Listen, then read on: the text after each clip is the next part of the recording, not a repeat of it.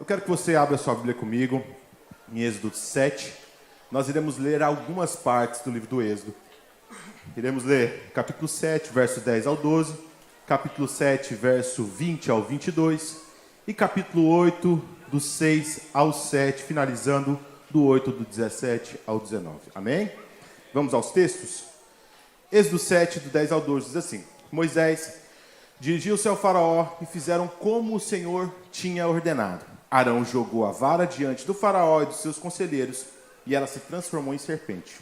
O faraó, porém, mandou chamar os sábios e feiticeiros, e também os magos do Egito fizeram a mesma coisa por meio das suas ciências ocultas. Êxodo 7, 20 a 22.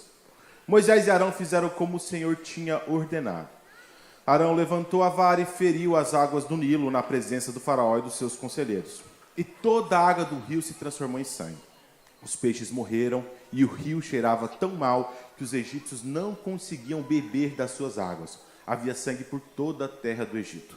Mas os magos do Egito fizeram a mesma coisa por meio das suas ciências ocultas. Cada um deles jogou ao chão uma vara e essa se transformou em serpente. Perdão, aqui já copiou o outro. Assim, agora Êxodo 8, do 6 ao 7.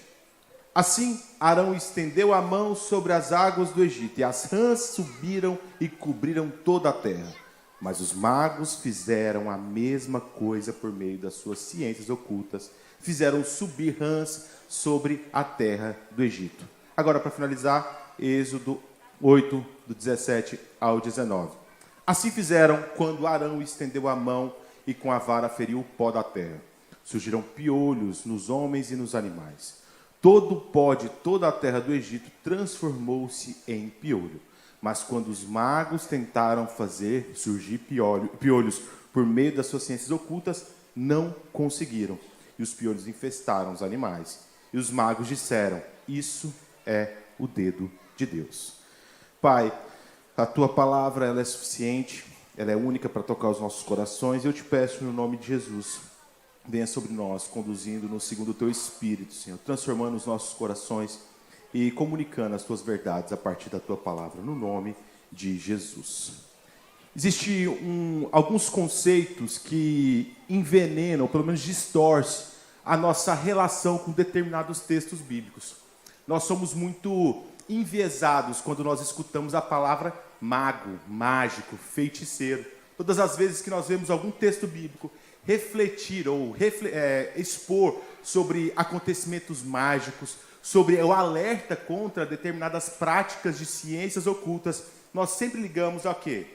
Alguém que vai lá, sabe aquela figura que vem para a igreja na quinta-feira e na sexta está batendo tambor, né? Ou aquela figura que vem uma vez só no domingo e durante a virada está pulando 7 ondinhas. A gente sempre liga a esses casos mais extremos, esses casos de feitiçaria mais escrachada.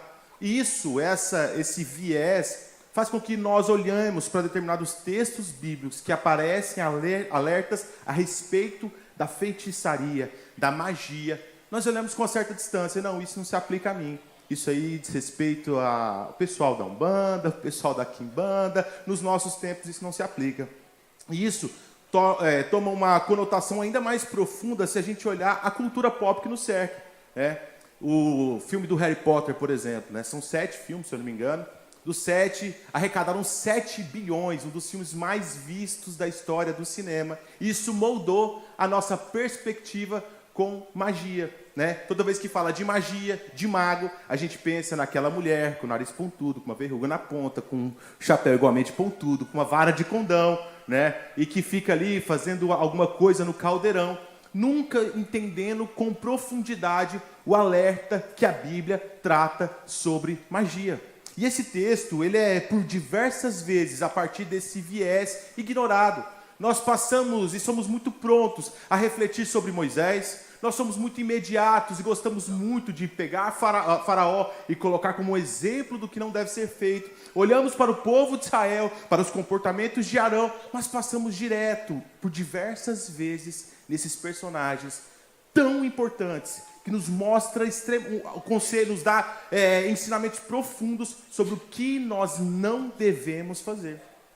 Pensar sobre os feiticeiros do Egito é algo que não passa na nossa mente. Mas se a gente pegar, por exemplo, o Paulo, na sua segunda carta, no 3º capítulo, verso 8, ele vai dar uma série de conselhos para Timóteo, e dentre esses conselhos ele cita como exemplo esses magos, e dá nome a esses magos, Janes e Jambres. Ele cita nominalmente esses magos e traça um padrão de comportamento que esses magos tinham para que nós não repetimos em nossas vidas.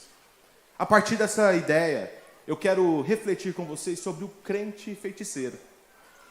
A gente nunca entende o crente como um agente de feitiçaria, um crente como alguém dado à feitiçaria. Mas feitiçaria vai muito além de um ato, de uma ação. Feitiçaria é um modo de viver, é uma forma de enxergar o mundo, é uma forma de nos relacionarmos com a nossa vida, com as nossas experiências, com o nosso futuro, com o nosso passado, com aquilo que nos cerca, com as relações interpessoais que nós temos. Tudo isso faz parte, em muitas vezes, de comportamentos feiticeiros. Feitiçaria não é o ato em si. Feitiçaria não é ir lá e fazer macumba, necessariamente. Aquilo ali é o ápice, é o produto da feitiçaria. Feitiçaria é, necessariamente, manipular as coisas para se obter determinados resultados. A palavra no original, que aparece tanto nos relatos de Paulo, nas obras da carne, em Gálatas 5, quanto nas diversas vezes que João alerta contra esse comportamento, especialmente no capítulo 18 de Apocalipse 22, é farmaqueia. Uma palavra muito comum para todos nós, que vem a origem da palavra farmácia. Farmácia, que é o quê? Que é aquele que manipula as coisas para obter determinados resultados. O farmacêutico é aquele que manipula ingredientes para formar uma pílula, para formar um remédio, elixir, para produzir cura. E o farmacos, ele não é essa pessoa do caldeirão, essa pessoa que vai voar numa vassoura, não. Isso é uma forma de enxergar o mundo. É uma forma de se relacionar com o divino. É uma forma de entender tudo o que nos cerca. Eu quero fazer uma breve exposição, antes de continuar no texto, sobre esse ideal de magia que nos cerca. Todas as sociedades que surgiram na história da humanidade, elas estão necessariamente ligadas à religião. O fenômeno do ateísmo, ele é um subproduto de um desenvolvimento. Nenhuma sociedade na história da humanidade, ela nasce ateia, nasce sem crer no divino, no transcendente. Todas as culturas, se você for hoje numa tribo que nunca teve contato com o mundo ocidental, no meio da Amazônia, ou numa tribo que nunca teve contato com o mundo oriental, no meio de Papua Nova Guiné, ou em qualquer lugar, se você for lá, vai ter um sistema religioso. Eles terão deuses, eles terão seus panteões, e acima de tudo, eles terão fórmulas e meios para se relacionar com tudo isso. Isso nós chamamos de magia. Esse meio, essa forma, essa relação de se relacionar com tudo aquilo que a gente não vê, mas que nos cerca. A morte, a vida, a existência, fenômenos naturais e por aí vai. Esse fenômeno ele é muito importante, ele foi estudado por nomes gigantescos da antropologia, como o Emile Durkheim, o Freud, o Pfizer. Vários desses homens olharam para isso, mas eles esquecem de olhar para as escrituras. E esse fenômeno é presente nas escrituras de forma direta e explícita. Se a gente pegar, por exemplo, quando um faraó aflito acordou de um sonho onde 7 vacas gordas foram lá e engoliram 7 vacas magras, e depois 7 espigas robustas foram lá e engoliram outras 7 espigas mirradas. Ele acordou desesperado e a primeira coisa que ele fez foi o quê? Chamar os seus magos. Por que ele chamou os seus magos? Porque esse era o meio de decifrar o indecifrável. Esse era o meio ao qual o ser humano construiu desde os primórdios para entender aquilo que ele não consegue dar nome, aquilo que ele não consegue explicar. Ele traz razão, entre aspas, aquilo que ele não consegue tatear. Imagina só, isso é até um meio racional, tem um fundo meio racional, Imagina Adão e Eva, depois do pecado, onde antes do pecado eles tinham acesso a simplesmente tudo. Adão e Eva, todos os dias, Deus descia do céu, ou se aparecia ali de alguma forma, a gente não sabe, mas ao virar do dia, ele chegava para o homem e conversava com o homem. Adão não tinha dúvida de nada. Por quê? Porque ele tinha pleno acesso e ligação direta com o Criador. Ele não precisa, se ele tivesse alguma dúvida, ele perguntava para Deus no virar do dia. Se ele quisesse saber como se dava a organização dos atos, ele perguntava para Deus, ele tinha acesso direto. E o ser humano, ele não consegue ficar sem resposta, ele precisa dar uma resposta minimamente plausível para tudo que cerca. Depois do pecado, o homem foi colocado para fora, Adão e Eva foram colocados para longe do jardim, tiveram o seu vínculo com Deus cortado. E a partir desse vínculo cortado, o mundo começou a ser cruel. As estradas começaram a machucar os pés, os espinhos a ferir as suas mãos, a mulher teve filhos com parto, e ele precisou dar lógica, razão a tudo isso, e começou a confabular os seus deuses, e assim surgiu a religião, a magia e tudo que nos cerca. Isso aparece como uma explicação àquilo que nós não conseguimos explicar. E por que é tão importante nós olharmos para isso e trazer para a nossa vida? Porque apesar de parecer um conceito muito técnico, mas isso reflete no nosso dia a dia. Porque, infelizmente, muitos cristãos se relacionam com Deus como magos, como feiticeiros. Muitos cristãos olham para a sua relação com Deus, não a partir dele como o Todo-Poderoso, o Criador, e aquele que já deu tudo o que nós devemos fazer em relação a ele na Bíblia. Eles querem adaptar as coisas segundo o seu querer. Eles querem manipular, como um farmacêutico, os ingredientes celestes para chegar naquilo que ele acha que é o ideal para ele. E aí você olha para esses textos, você olha para essas relações e entende o porquê que Deus alertou diversas vezes no Deuteronômio, no Levítico, no Pentateuco como um todo: não se envolva com feitiçarias. Porque todas as nações ao redor do mundo estavam imersas em uma visão de mundo feiticeira, uma visão de mundo manipulada. Todas as nações do mundo, inclusive o faraó e os egípcios, viviam os seus dias a partir de uma cultura feiticeira. Sabe qual que é a consequência disso? O povo de Israel também estava contaminado por essa forma de ver. Um exemplo clássico disso que eu estou citando para vocês é quando Moisés subiu no Monte Sinai e ficou durante vários dias lá, 40 dias sumido. O povo não tinha uma explicação plausível para isso. O que eles fizeram? Manipularam aquilo que tinha ao redor, criaram e confabularam alguma coisa na cabeça deles e pensaram: não, vamos recorrer aos deuses do Egito. Construíram o bezerro de ouro e começaram a adorar em busca de uma explicação para aquilo que cercava. Uma explicação fast food, imediata. Se a gente trazer isso para as nossas vidas, quantas vezes nós manipulamos aquilo que nos cerca, manipulamos o silêncio de Deus e começamos a criar situações tal qual um feiticeiro, para que possamos chegar no resultado que nos agrada. A feitiçaria, a forma de ver, a cosmovisão feiticeira, maga, ela não desrespeita alguém que vai lá e vai sacrificar um bode, vai lá e vai matar uma galinha. Não. É uma relação manipuladora com aquilo que você não tem controle. É uma relação manipuladora com aquilo que foge do seu controle, foge daquilo que está diante dos seus olhos, do seu poder, da sua influência. Isso é extremamente sério. E eu quero trazer para vocês, a partir dessa perspectiva de James e Jambres, que vocês abram comigo em 2 Timóteo. Eu quero ler com vocês do capítulo 3, do verso 1 ao 9. Nós temos Paulo dando uma série de conselhos para o seu filho Timóteo. Coloca na tela aqui para mim, mano. Dando uma série de conselhos para o seu filho Timóteo. E dentre os seus conselhos, ele cita uma longa e extensa série de comportamentos que ele deveria fugir, ele não deveria compactuar. E dentre eles, nós temos alguns citados. 2 Timóteo 3, do 1 ao 9. Diz assim, ó: saiba que nos últimos dias sobrevirão tempos difíceis. Pode passar. Isso porque os homens serão amantes de si mesmos. Olha só a lista de comportamentos que Paulo traz.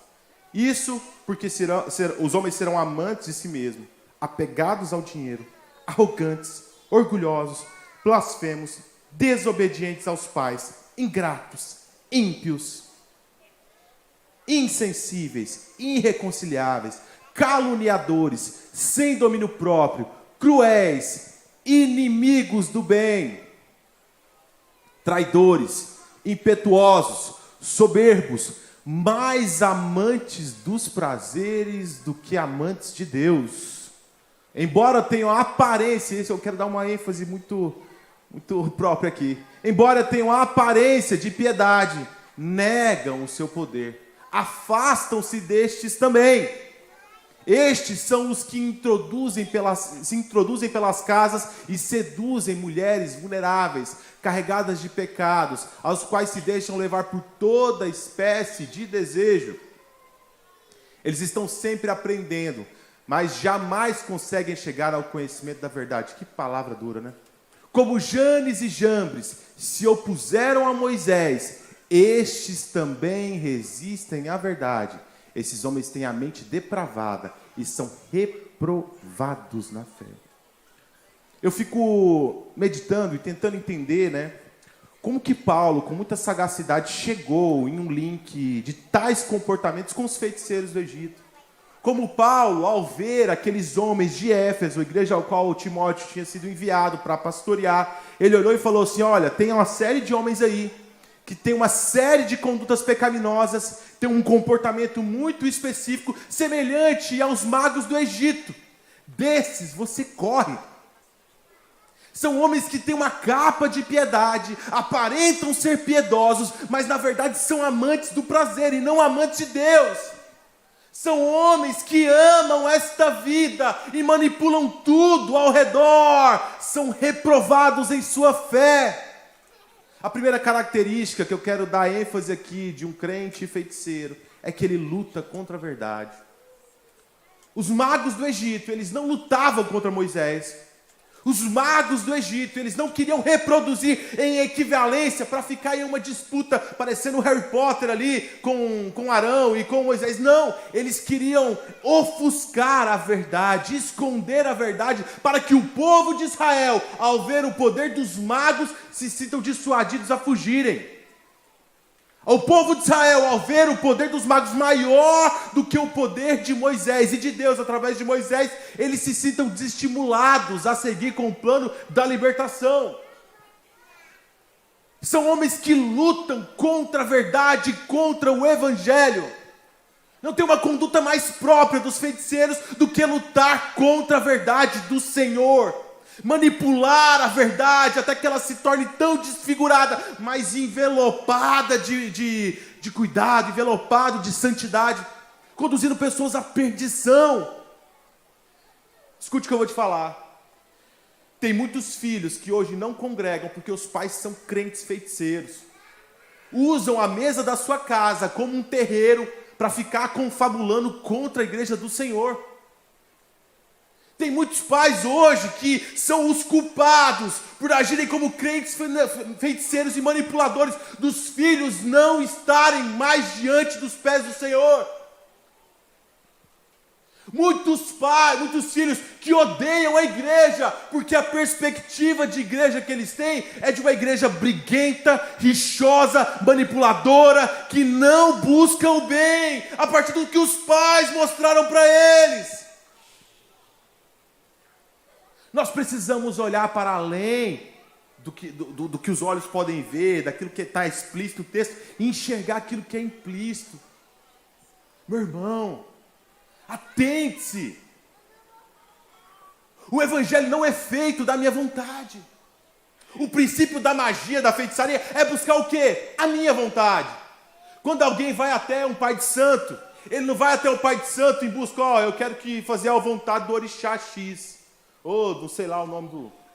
Ele vai lá querendo o quê? Não, eu preciso amarrar fulano, que ele não vai sair de mim. E tem gente que ora parecendo que está fazendo amarração, né? Deus, não deixa fulano sair de mim. Eu quero casar com esse crânio. Deus, eu preciso ficar rico. São amantes do prazer mais do que amantes de Deus.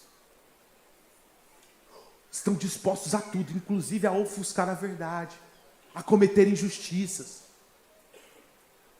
Meus irmãos, a libertação de Israel não era um ato fora dos parâmetros jurídicos.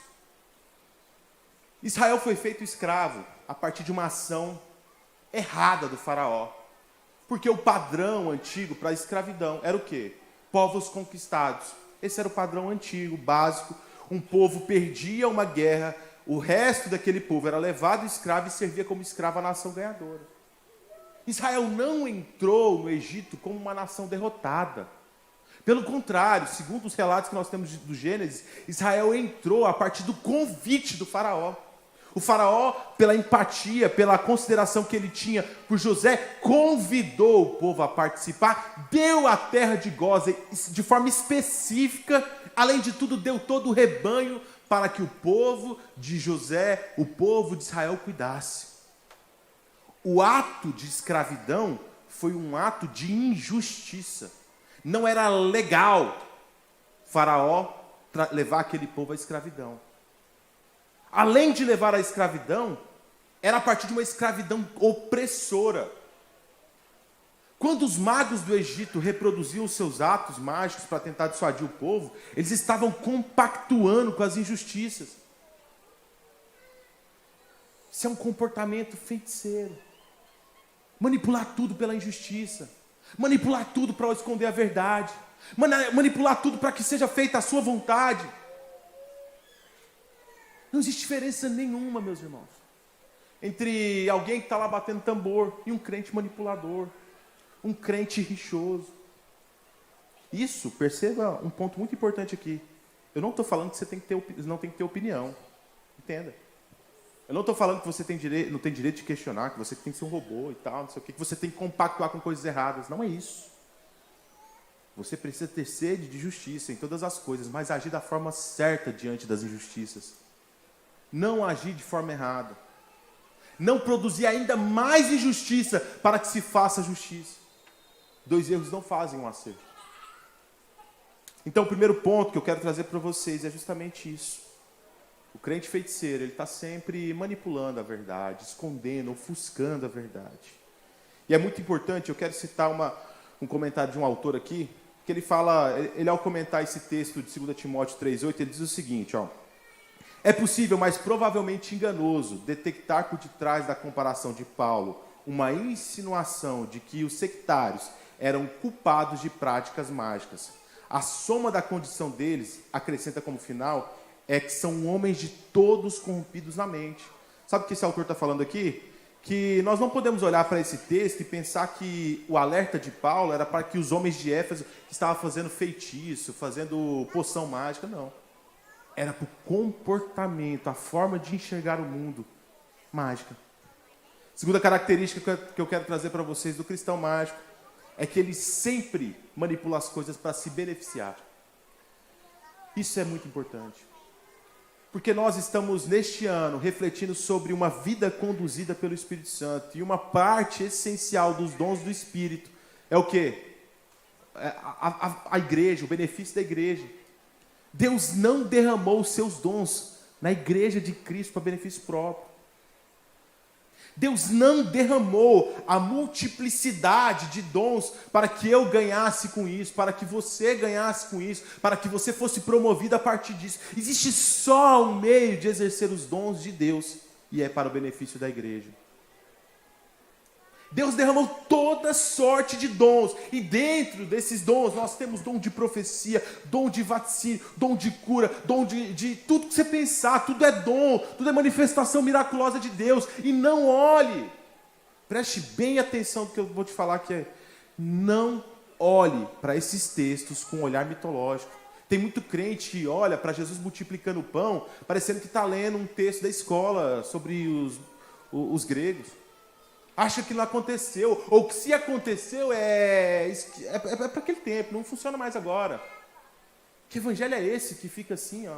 2000 anos de milagre, 4000 anos de manifestação miraculosa do Espírito Santo, sobrenatural do Espírito Santo, o mar se abrindo, pragas, maná caindo do céu, uma coluna seguindo, e todo o reinado dos reis de Israel, todo o momento profético sendo visto por dons, e visitado por dons, e vivenciado por dons. Todo o Novo Testamento, dom atrás de dom. E agora parou. Não faz sentido racional isso.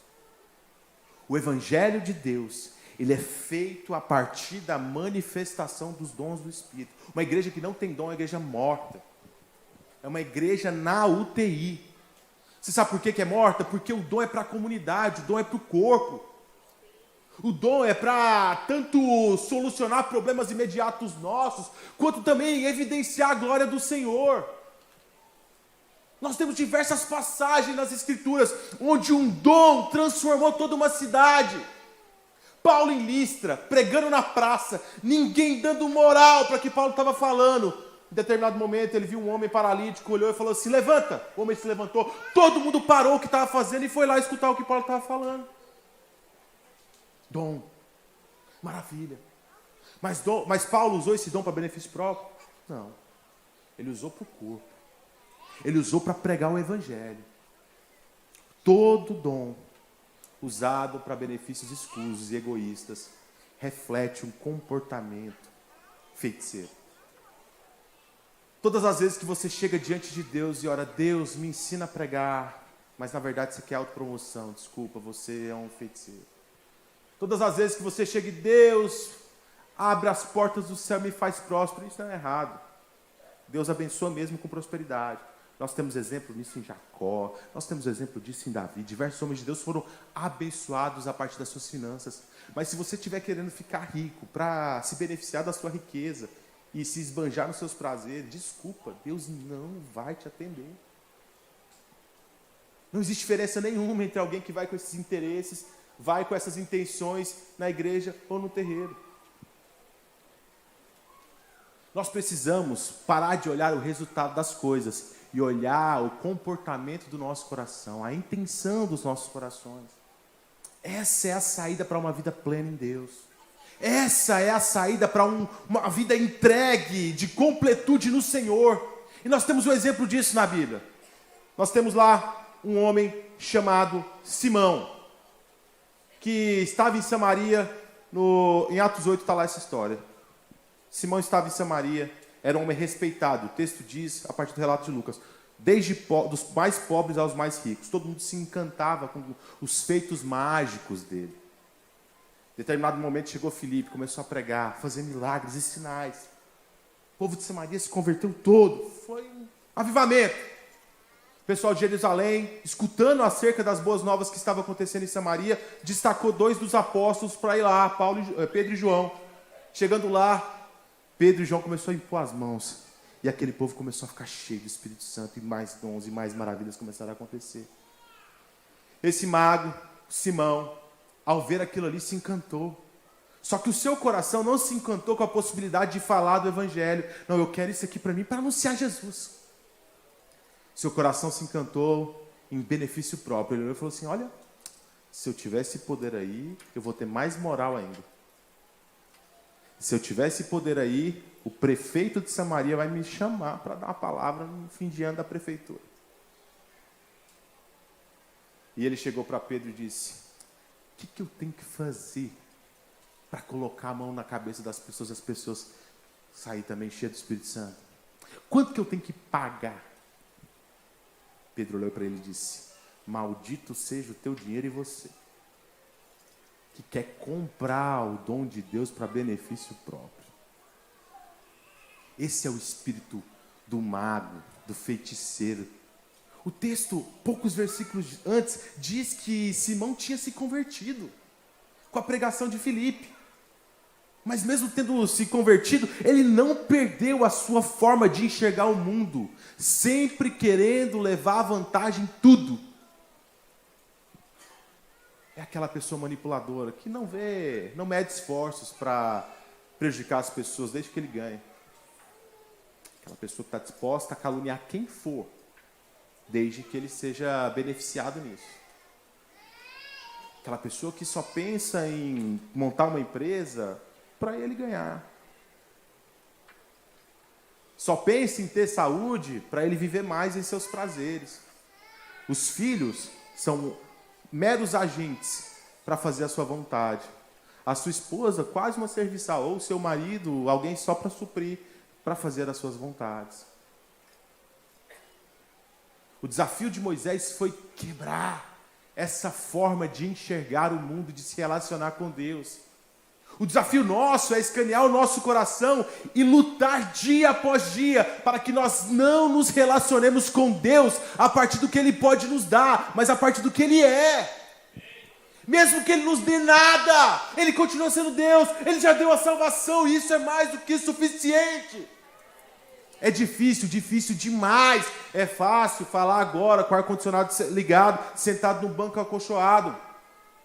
Mas no momento da provação, no momento da dificuldade, no momento do desafio, você precisa blindar o seu coração para não se comportar de forma mágica, manipuladora diante de Deus. E aí vai lá e coloca, faz igual aquela... Minha avó era muito religiosa, né? Ela pegava o santinho quando não acontecia o que ela queria e enfiava dentro da água. O copo, assim, o bichinho ficava lá afogado, né? Deus não cabe no teu copo, querido. Deus não cabe no teu copo. Deus não cabe no teu bolso. Deus não cabe na tua caixinha. Deus não cabe na tua vontade. Ele é Deus. É você que tem que se encaixar nele. É você que tem que se adaptar aos planos dele. É difícil, eu sei que é difícil. É desafiador, é humilhante. Nós cedermos a nossa vontade à vontade de Deus. É desesperador. Nós, diante de um momento de muita dificuldade, não sair correndo em busca do primeiro profeta que se diz profeta. O que Deus tem para mim no futuro?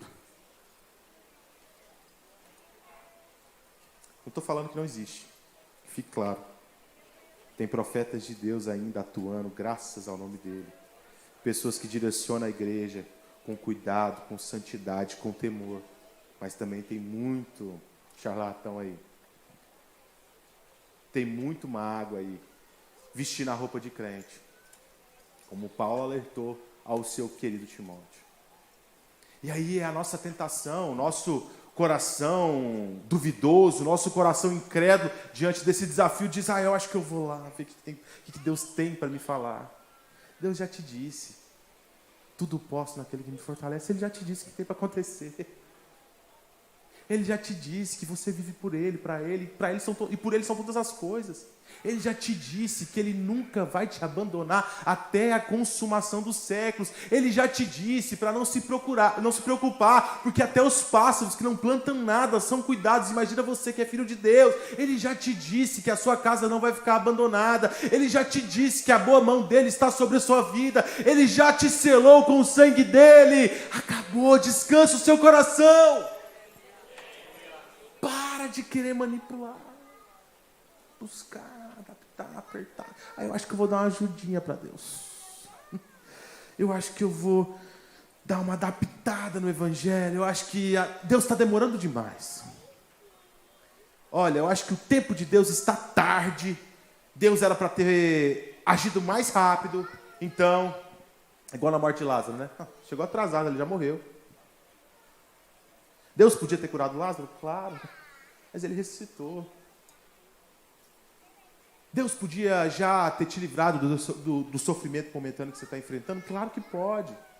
Deus já poderia ter atendido você na sua crise financeira atual? Claro que pode. Deus poderia ter transformado o seu momento de doença? É evidente, Ele tem todo o poder sobre céus e terras, mas Ele tem um propósito em todas as coisas, inclusive nas dificuldades. Nós não podemos ceder a uma forma de se relacionar com Deus manipuladora, egoísta.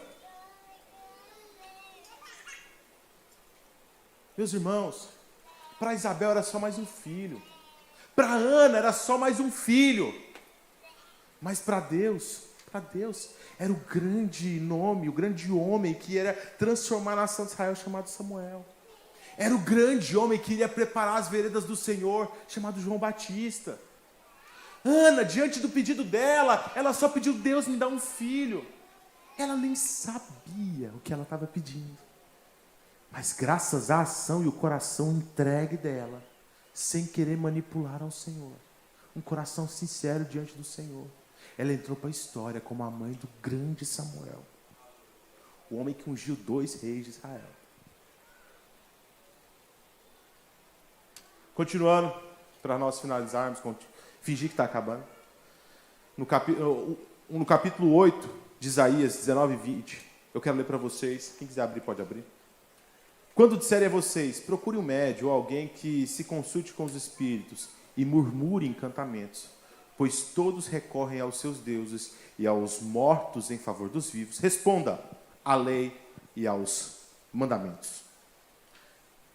Outra ação própria dos feiticeiros cristãos é que eles não suportam a simplicidade do Evangelho. Meus irmãos, Atos 2 é marcado, é chancelado por um milagre grandioso, uma série de milagres. O vento entrando de forma impetuosa, línguas de fogo pairando sobre as pessoas, uma multidão de pessoas rendendo-se ao Senhor e sendo batizadas. Mas o que antecedeu isso foi, sabe o quê? Simplicidade, quietude, oração de joelho dobrado no escuro, quietinho. Nós gostamos, o ser humano gosta de efeito especial, né? Por isso que muitas pessoas são levadas para essa vida de magia, né? Porque é muito chocante, né? Vai lá, mata uma galinha, faz uma série de encantamentos. Toma esse efeito, isso aqui que vai funcionar. Profere uma série de palavras repetidas. O Evangelho não é nada disso. Olha só o conselho de Jesus. Quando você for orar, vai para o seu quarto, tranca a porta e fale com o Senhor que está no céu. Nada de especial. Não tem 3 pulinhos, não tem 7 negocinho de romã para ficar rico, não tem 7 ondinhas, não tem encantamento, não tem benzedeira, não tem nada, é simples. O Evangelho nos choca porque ele é simples. O Evangelho causa esse desconforto a corações imaturos porque ele é simples. É muito mais fácil se mexer pelo chocante, pelo impactante. É muito mais fácil se mover para aquilo que causa susto, impressiona. Mas Deus não se move a partir disso, Ele é Deus.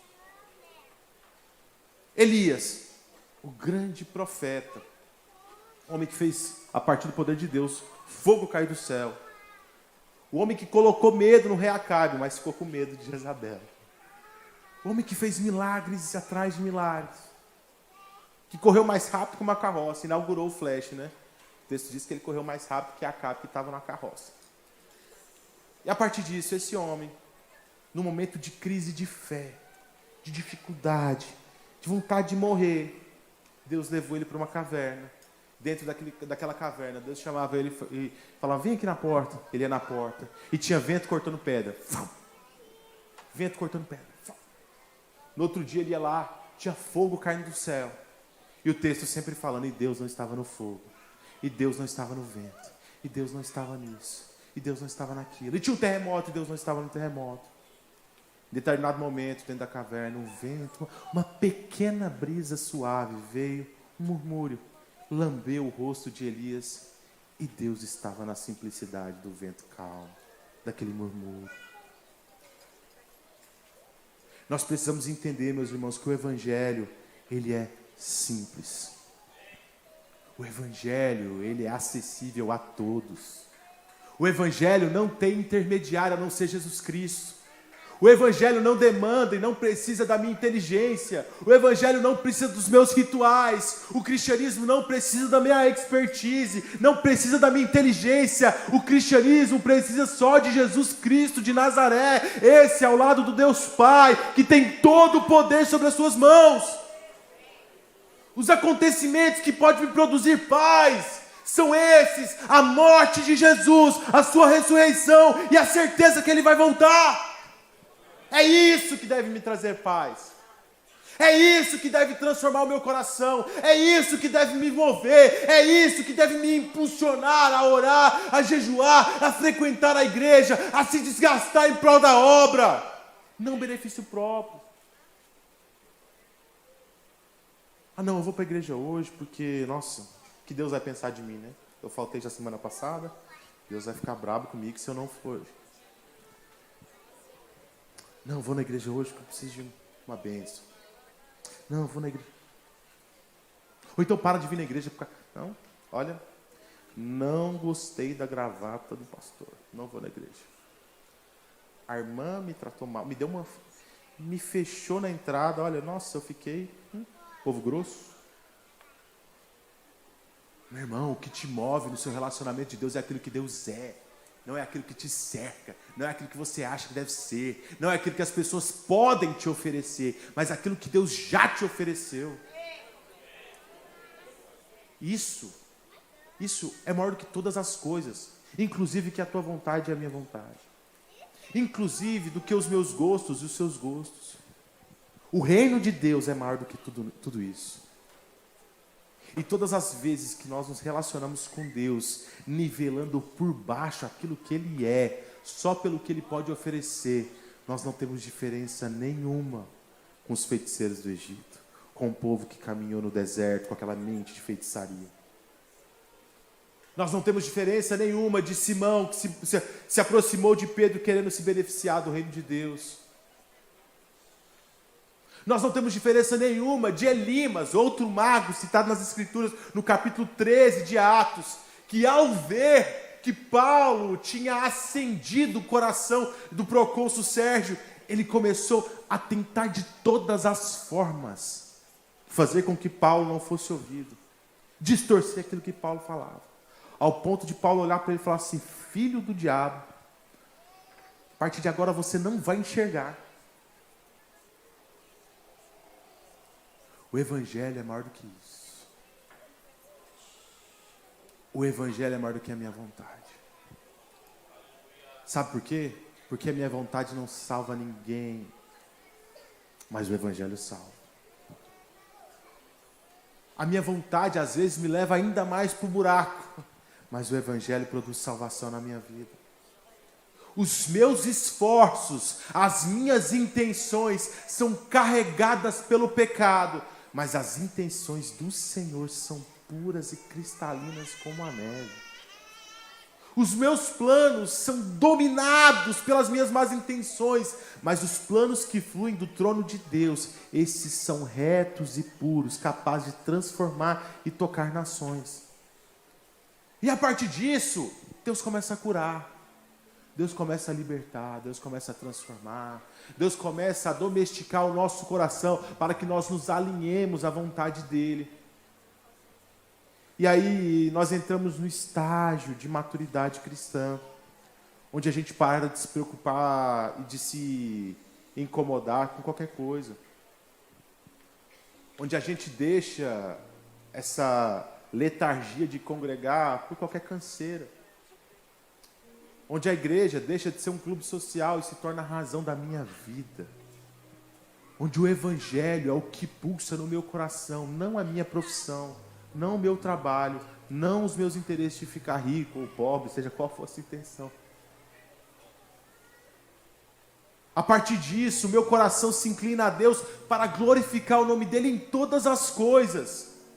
Na minha profissão, no meu casamento, na criação dos meus filhos, na minha entrega pela igreja.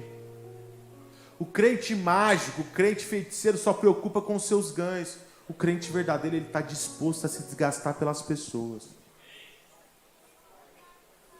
Enquanto um crente feiticeiro vê alguém só como uma oportunidade de ganhar moral, o crente genuíno, o crente verdadeiro, ele olha as pessoas como irmãos em Cristo Jesus. Seja o mais depravado dos homens, seja o mais digno de morte dos homens, mas ali reside um provável Filho de Deus, um potencial Filho de Deus, alguém ao qual Deus criou, e se ele entregar o seu coração, Deus irá salvá-lo.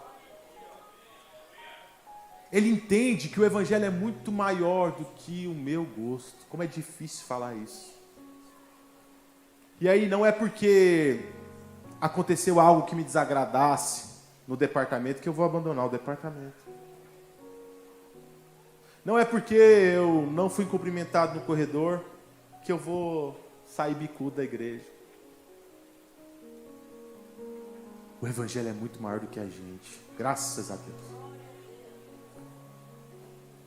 A salvação das pessoas é muito maior do que os meus desejos. Graças a Deus. Nós precisamos olhar para a disputa entre Moisés e os magos e ver que Moisés em nenhum momento teve um coração vaidoso.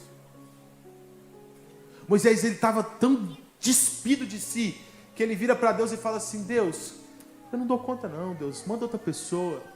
Olha, se fosse outro, falava assim: manda que eu vou, Deus. Eu vou chegar lá e vou esfregar na cara, e vou fazer todos os poderzinhos possíveis, e vou intimidar o faraó.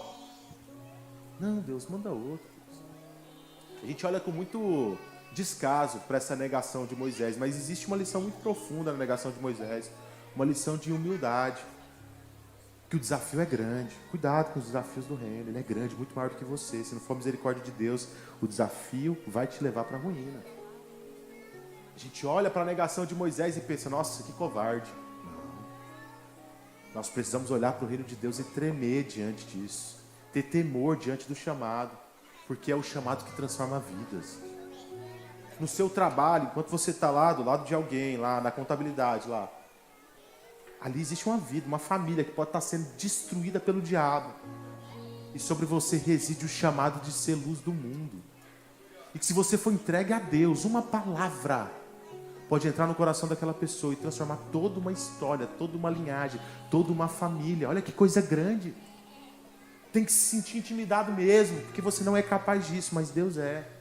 Eu não sou capaz disso, mas o Espírito Santo transforma. E aí, quando a gente tem uma vida entregue, um verdadeiro cristianismo, a gente olha para os nossos funcionários como um campo missionário. Nós olhamos para o nosso patrão como um campo missionário.